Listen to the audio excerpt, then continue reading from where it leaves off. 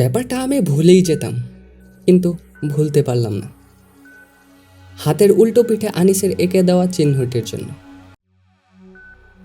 চিহ্নটি আস্তে আস্তে ফুটে উঠল। এভাবে সপ্তাহ 2-1 কেটে গেল। সম্ভবত সুতরন্তু এসে ঘুরে গিয়েছে, আমি হয়তো টের পাইনি। হাতের চিহ্নটিও আস্তে আস্তে মিলিয়ে যাচ্ছে। আমি আনিসকে বেশ জোর গলাতে বলেছিলাম, ভূত প্রেত আমি বিশ্বাস করি না। তবু কয়েকদিন ভিতরে ভিতরে একটু সতর্কই ছিল। কে জানে, কিছু তো আর বলা যায় না। এরই মাঝে আমার ছোট খালার বিয়ে উপলক্ষে বাসার সবাই দল বেঁধে নেত্রকোনা চলে গেল। রয়ে গেলাম আমি আর জিতু মিয়া। জিতু মিয়া হচ্ছে আমাদের কাজের লোক, বয়স 10-এর কাছাকাছি, কিন্তু মহা ধুরন্ধর।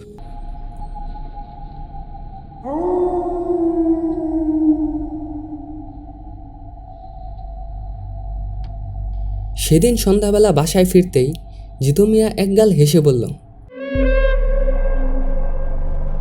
আপনি নাটকে চাঁদা দেন নাই, মনে আছে? আমার একটু চিন্তা করে বের করতে হলো। কিছুদিন আগে গুন্ডা ধরনের কিছু ছেলে নাটক করবে বলে চাঁদা চাইতে এসেছিল। অপরিচিত ছেলে, তাই কি নাটক, কোথায় হবে, কে পরিচালনা করবে, এসব নিয়ে একটু জিজ্ঞাসাবাদ করেছিল। তখন একজন রেগে গেলে আমি পুরো দল সমেত তাদেরকে বাসা থেকে বের করে দিয়েছিলাম। আমি একটু ভয়ে ভয়ে জিজ্ঞাসা করলাম, কেন, কি হয়েছে? আপনার ঘরে গিয়ে দেখেন। আমি আমার ঘরে গিয়ে স্তম্ভিত হয়ে গেলাম। ঘরের দেওয়ালে মৃত প্রাণীর নাড়িভুড়ি ছুঁড়ে মেরেছে। কিছু এখনো দেওয়ালে লেগে আছে, কিছু দেওয়াল থেকে খুলে নিচে পড়েছে। দেওয়ালে বীভৎস রং। ঘরের ভেতর উৎকট একটা দুর্গন্ধ। আমি রাগে প্রায় অন্ধ হয়ে গেলাম। হাতের কাছে জিতুকে পেয়ে তাকে 2-1 ঘা লাগানোর জন্য হুঙ্কার দিলাম, জানালা খুলে রেখেছিলি কেন? খুলি নাই ভাই, খোদার কসম। জানালা বন্ধ থাকলে কেমন করে দেওয়ালে এগুলো ছুঁড়ে মারে? এর কোনো উত্তর না দিয়ে জিতু মিয়া একদম চুপচাপ বসে থাকে।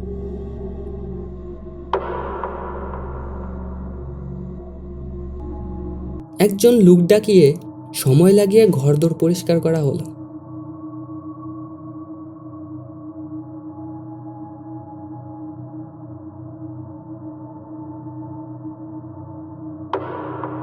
আজকালকার ছেলেরা এরকম নোংরা কাজ করতে পারে, নিজের চোখে না দেখলে আমি বিশ্বাসই করতাম না। রাতে খেতে বসার পর জিতু মিয়া আমাকে দ্বিতীয় খবরটি দিল। আমার মশা মারা ওষুধ ফার্স্ট ক্লাস।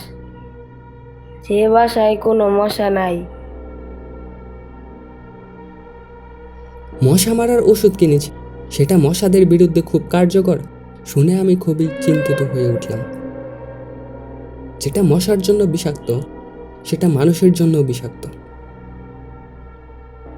আমি জিতু মিয়াকে বললাম, নিয়ে আয় তো মশা মারার ওষুধটা, সাবধানে ধরবি। জিতু মিয়া স্টোর রুম থেকে ফিনাইলের একটা কৌটা নিয়ে আসলো। আমি অবাক হয়ে জিজ্ঞাসা করলাম, এটা মশা মারার ঔষধ? এটা দিয়ে মশা মারা হচ্ছে? যে ভাই। কোনো মশা নেই। না ভাই। আমার বুকটা হঠাৎ ধক করে উঠল। আনিস বলেছিল, সূর্যরন্তু যখন আসবে তখন বাসায় কোনো কীট পতঙ্গ, পশু পাখি কিছুই থাকবে না। আমি দেওয়ালের দিকে তাকালাম। লাইটের কাছে একটা মোটা সোটা টিকটিকি পোকা ধরে খায়। আজ পোকাও নেই, কোনো টিকটিকিও নেই। আলমারির কোনায় মাকড়সার জালে কিছু নিরহ মাকড়সা থাকে, সেখানেও কিছু নেই। আমি জিতুকে বললাম, জিতু, স্টোর রুমে কি তেলাপোকা আছে? তেলাপোকা হ্যাঁ। আছে ভাই। একটা ধরে আনতে পারবি? পারবো না কেন ভাই? মনের মতো একটা কাজ পেয়ে জিতু মিয়ার চোখ উজ্জ্বল হয়ে ওঠে। জ্যান্ত ধরে আনতে হবে কিন্তু। দীর্ঘ সময় জিতু মিয়া স্টোর রুমের জিনিসপত্র টানাটানি করে মুখ কালো করে ফিরে এলো। অবিশ্বাস্য ব্যাপার, স্টোর রুম আতিপাতি করে খুঁজেও সে কোনো তেলাপোকা পায়নি। আমিও ঘরের আনাচে কানাচে খুঁজে দেখছি, কোনো ধরনের পোকামাকড় কীটপতঙ্গ কিছুই নেই। সব যেন ম্যাজিকের মতো উবে গেছে। তবে কি আনিসের কথাই সত্যি? সুতরণ তো আসছে আজ রাতে, একটা প্রাণ নিয়ে যাবে। কার প্রাণ, আমার নাকি জিতুর? আমার সারা শরীর কাটা দিয়ে উঠল হঠাৎ। রাত 11টায় আমি নিজের ঘরে ফিরে এলাম। ঘরে ঢুকতেই আমি চমকে উঠি। দেওয়ালে ছুপ ছুপ রক্ত। কোথা থেকে এলো? সারা ঘরে বাসি রক্তের একটা বোটকা গন্ধ। শুধু তাই নয়, ঘরের ভিতরটা কেমন যেন ঠান্ডা, শরীর শিউরে শিউরে উঠে। আমি ঘরের মাঝখানে খানিকক্ষণ দাঁড়িয়ে রইলাম। ঘরের লাইটটি বারবার নিভু নিভু হয়ে আসছে। ঝড়ের রাতে বিদ্যুৎ চলে যায় যায় করে ফিরে আসে, তখন এরকম হয়। কিন্তু আজ তো আকাশ খুবই পরিষ্কার। যদি সত্যি সত্যি বিদ্যুৎ চলে যায় তখন কি হবে? বাসায় কোথায় যেন একটা টর্চ লাইট আছে, সেটা এখন নিশ্চয়ই খুঁজে পাওয়া যাবে না, কারণ এ বাসায় কোনো জিনিসপত্রের ঠিক ঠিকানা নেই। সিগারেট খাই বলে সবসময় পকেটে ম্যাচ থাকে, এখন সেটাই একমাত্র ভরসা। ঘরের মাঝখানে দাঁড়িয়ে থাকতে থাকতে আমি হঠাৎ শুনলাম শো শো করে বাতাসের শব্দ। তারপর হঠাৎ সবগুলি জানলা ধড়াম করে খুলে আবার বন্ধ হয়ে গেল। ভয়ানক চমকে উঠলাম আমি। আমার জীবনে প্রথমবার এত ভয় পেলাম। মনে হলো আমার পেছনে ভয়ানক কিছু একটা দাঁড়িয়ে আছে, এক্ষুনি আমার উপর ঝাঁপিয়ে পড়ে আমার কণ্ঠনালী ছিঁড়ে নেবে। তাহলে কি সত্যি সুতরন্ত আসছে? আমি বসার ঘরে এসে দেখি সেখানে জিতু মিয়া চুপ করে দাঁড়িয়ে আছে। চোখের দৃষ্টি কেমন যেন স্থির। জিজ্ঞেস করলাম, কি হয়েছে জিতু? বাসাটা কাফে কেন? কাঁপে? যে ভাই কাফে, আমার কেমন যেন ডর করে। তাহলে আমি একা নই, জিতুও ব্যাপারটা টের পেয়েছে। কিছু একটা হচ্ছে এ বাসায়। আনিসের কথা মনে পড়ল, সুতরন্ত এসে একটা প্রাণ নিয়ে যাবে। সত্যি? আমি পকেট থেকে মানি ব্যাগ বের করে 10 টাকার নোট জিতুর হাতে ধরিয়ে দিয়ে বললাম, টাকাটা সাথে রাখ, আজ রাতে তুই বাসায় আসবি না। কি জামু তাইলে? জানি না, যেখানে ইচ্ছা, কিন্তু এই বাসায় না। যা, বের হ, এক্ষুনি বের হ, এক্ষুনি বের হ। মনে রাখিস, কাল সকালের আগে বাসায় ঢুকবি না। জিতু অবাক হয়ে খানিকক্ষণ আমার দিকে তাকিয়ে থেকে কিছু না বলে বের হয়ে গেল। আমি দরজা বন্ধ করে ফিরে এসে দেখলাম খাবারের টেবিলের উপর একটা কাক মরে পড়ে আছে। আমার হঠাৎ গা গুলিয়ে বমি এসে গেল। আমি আস্তে আস্তে অনেকটা নিজের মনেই বললাম, ঠিক আছে সুতরন্ত, তুমি এসো, দেখি তুমি কি করতে চাও।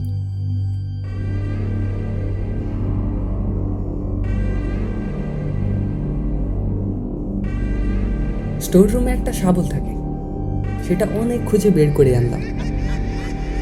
অশরীরী প্রাণীর সাথে এই শাবল কি কাজে লাগবে তা সঠিক জানি না, তবে একেবারে খালি হাতে কিভাবে কারো সামনাসামনি হই। বাসার আলো নিভু নিভু করছে, টর্চ লাইটটা পেলে হয়তো ভালো হতো, কিন্তু অনেক খুঁজেও পেলাম না। ডয়ারে একটা বড় মোমবাতি পেলাম, পকেটে দেশলাই আছে, সেটাই ভরসা।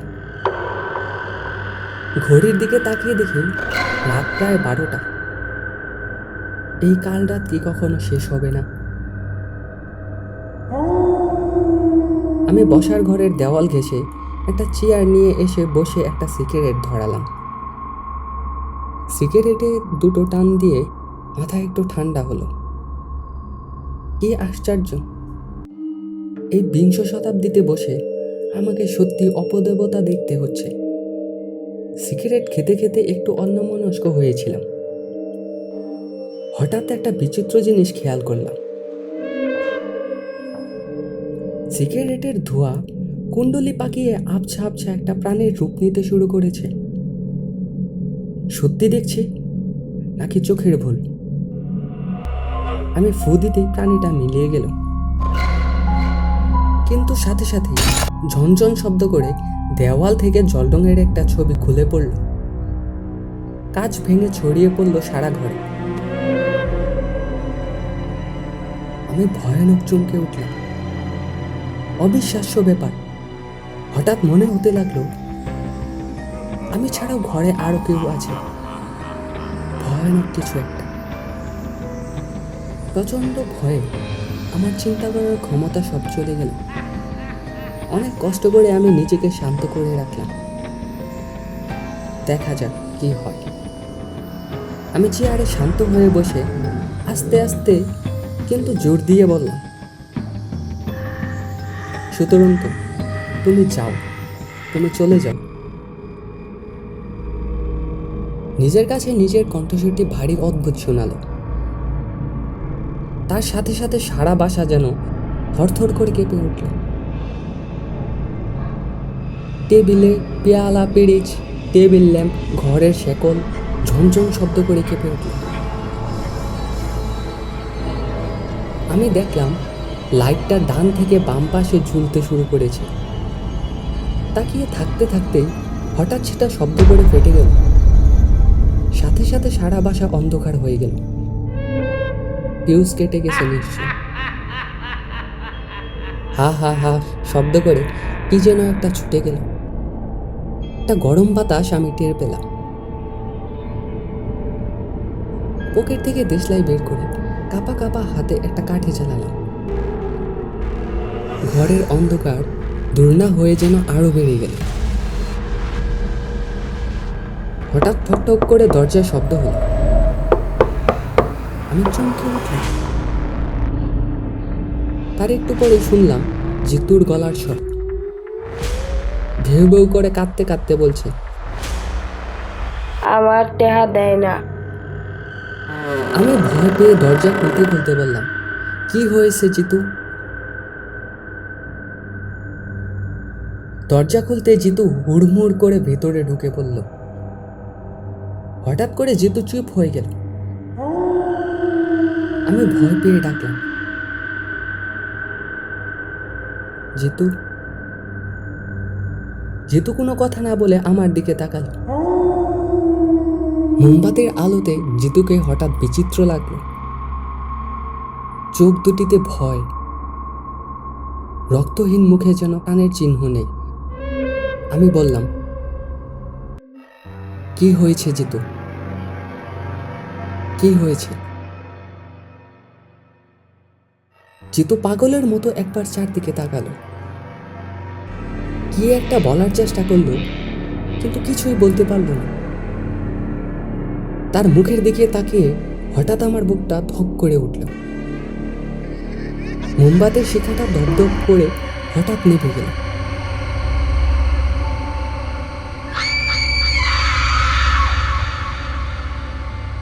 আর আমি শুনলাম একটা প্রাণ ফাটানো আত্মচিৎকার। আমি শক্ত করে জিতুকে আঁকড়ে ধরি। জিতু থরথর করে কাঁপছে, তাকে ধরে রাখা যাচ্ছে না। জিতু, আমি চিৎকার করে ডাকলাম, জিতু, কি হয়েছে তো?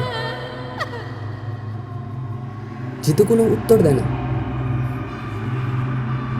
থরথর করে কাঁপতে কাঁপতে কেমন যেন শব্দ করতে থাকে। মনে হয় সে যেন নিঃশ্বাস নিতে পারছে না।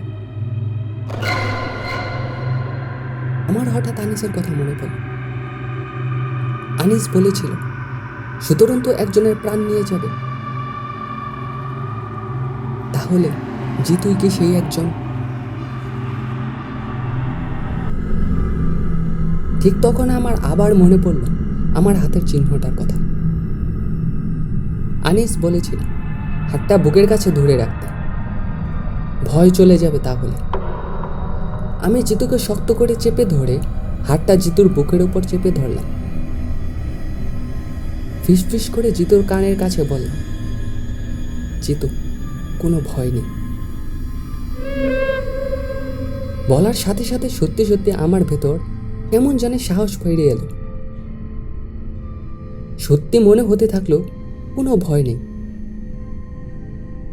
জিতুকে আঁকড়ে ধরে আবার বললাম, আমি আছি, কোনো ভয় নেই তোর। ঘরের ভেতর গরম বাতাস আবার বইতে শুরু করল। দরজা জানালা সব খুলে গেল, তারপর হঠাৎ করে বন্ধ হয়ে গেল। আমি চিৎকার করে বললাম, থামো। ঝনঝন করে কি যেন একটা ভেঙে পড়ল। আমি নিঃশ্বাস নিয়ে আবার চিৎকার করে বললাম, দূর হয়ে যাও এক্ষুনি। কি একটা যেন আছড়ে পড়ল ঘরের মেঝেতে। জমাট বাঁধা একটা অন্ধকার যেন হঠাৎ ছুটে আসতে শুরু করে আমার দিকে। আমি জিতুকে শক্ত করে ধরে বললাম, খবরদার। আর কি আশ্চর্য, সেটা যেন থেমে গেল। আশ্চর্য একটা সত্যি অনুভব করলাম আমার নিজের ভেতর। প্রথমবার আমার মনে হলো এই অশরীরী শক্তি আমাকে কিছু করতে পারবে না। প্রচণ্ড আত্মবিশ্বাস নিয়ে বললাম, তুমি যাও, দূর হয়ে যাও। হঠাৎ করে মনে হলো সুতরাং তো সত্যিই চলে গেছে, কোনো ভয় নেই, আর কোনো ভয় নেই। আমি চুপচাপ বসে রইলাম। ঘরে কোনো শব্দ নেই, শুনশান নীরবতা। আমি জিতুকে শক্ত করে ধরে বললাম, ভয় কি জিতু, আমি আছি না। জিতু হঠাৎ ফ্যাস ফ্যাস করে কাঁদতে শুরু করলো। আমি তাকে কাঁদতে দিলাম। বেচারা অনেক ভয় পেয়েছে। হঠাৎ শুনে কানের ভিতর একটা মশা গুনগুন করছে। খোলা জানলা দিয়ে মশা ঢুকেছে ভিতরে। মশার শব্দে আমি জীবনে আর কখনো এত আনন্দ পাইনি। জিতুকে নামিয়ে বললাম, আর কোনো ভয় নেই জিতু, আয় বাতি জ্বালাই এবার।